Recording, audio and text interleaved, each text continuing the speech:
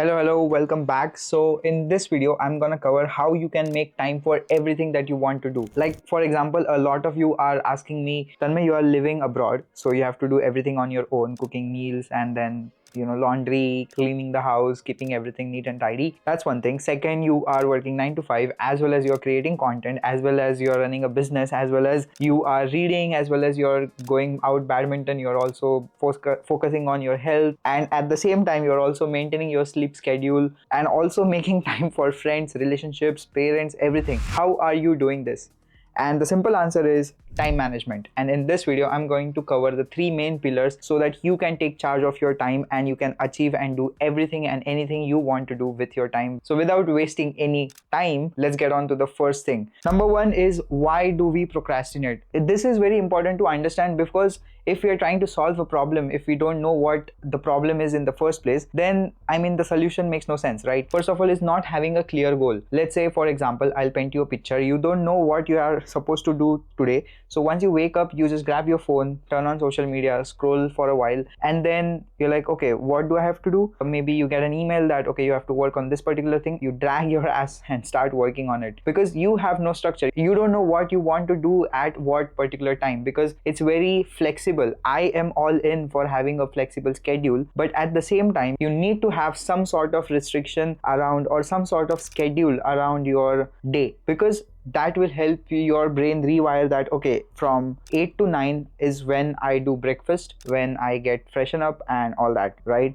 10 to 7 is when I am in the bed, I sleep usually. So that is important. Now, why this is important, I'll give you the best example. I am using Whoop, right? So on Whoop, I can track my sleep cycle. There was a period where for a week I was not sleeping well, and my age, it showed my biological age was greater than my actual age. And then when I started taking sleep into accountability, like I'm sleeping on time, I'm getting enough sleep, enough number of hours, that age came down to even lesser than my actual age, which is pretty insane, right? So I think I've made it clear, you need to have some sort of structure. You need to know what you will be doing and when you will be doing, so that you don't procrastinate. And the next part is actually following it, and that is what I will cover. Second question is, okay, now I know what I want to do, I know when I want to do it, but I don't have enough motivation to do so. Like, I want to hit the gym at 4 p.m, but I don't have enough motivation because the weather is gloomy, there's rain outside. I don't know how to go about it, right? So there is this concept called actions versus feelings. You do not need to associate both. So in order to finish or complete a particular task, your emotions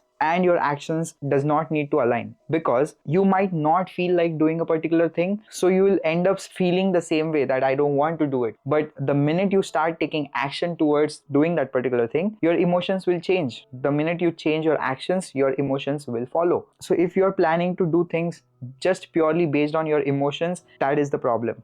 You should first act and then let the emotions follow. If after a while you don't feel like it, then it's okay, but at least start. There are two rules which you can follow. First is the 3-2-1 method. So it's literally count 3-2-1 and get up and do the work. And the second rule is do it for at least 5 minutes. If you feel bored, if you still are not getting anywhere, then maybe wait. But usually once the 5 minutes is up, you don't even notice that 5 minutes are done, and you start working and you are in the deep working session. That is how you can deal with the problem of what to do, when to do it, and how to find enough motivation to do the particular thing, right? I hope I have made that clear. I'll give you a simple example. Let's say I want to wake up at 8, but I don't feel like waking up. I just feel like staying in the bed because it's cold outside. So what I'll do is do this 3-2-1.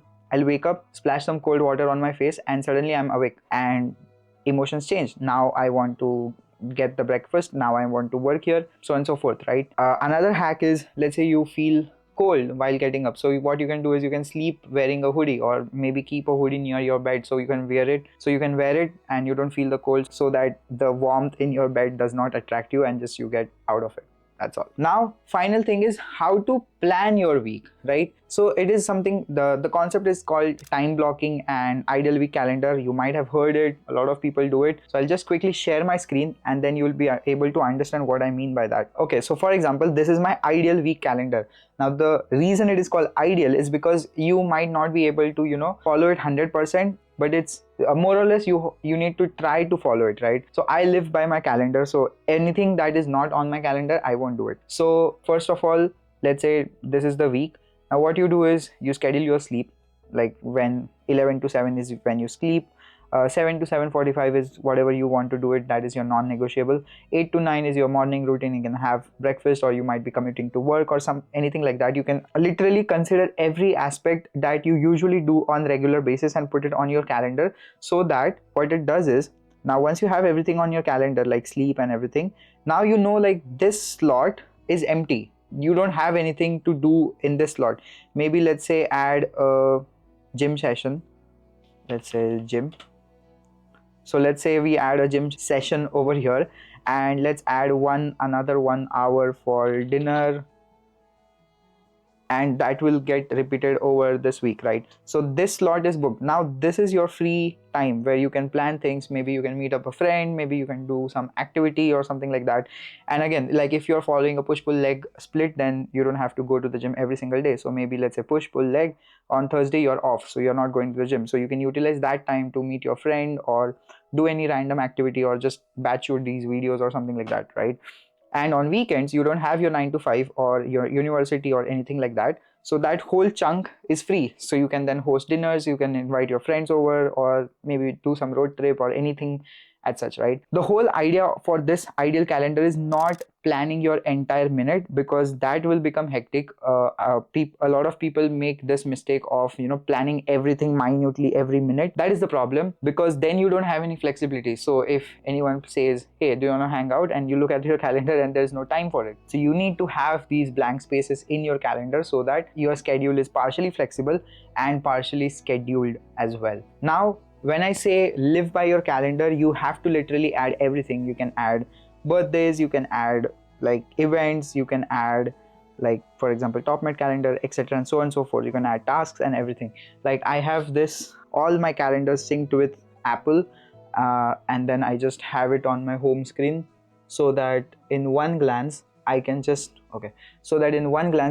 see like what events are happening today and what events are happening tomorrow, so that I don't end up committing to something which clashes with some other commitment.